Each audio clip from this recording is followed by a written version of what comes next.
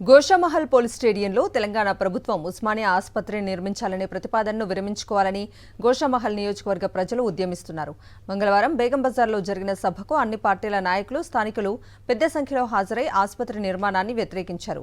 బేగం బజార్ ప్రాంతం నిత్యం ట్రాఫిక్ సమస్యతో రద్దీగా ఉంటుందని, ఇప్పుడు ఆసుపత్రిని ఏర్పాటు చేస్తే ఆ సమస్య ఇంకా తీవ్రమవుతుందని అన్నారు.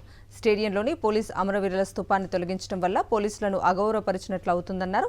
ఆసుపత్రి నిర్మాణాన్ని విరమించుకోకుంటే పోరాటాన్ని మరింత ఉధృతం చేస్తామని హెచ్చరించారు.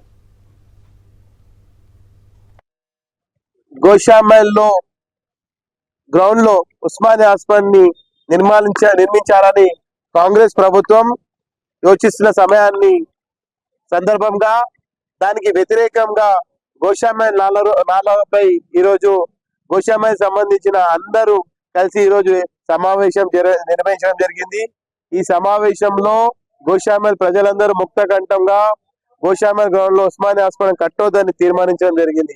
ఎందుకంటే ఉస్మానియా హాస్పిటల్ గోషామహల్ గ్రౌండ్ లో వస్తే మా చుట్టుపక్కల ప్రాంతాల ప్రజలందరూ తీవ్రంగా నష్టపోతాము.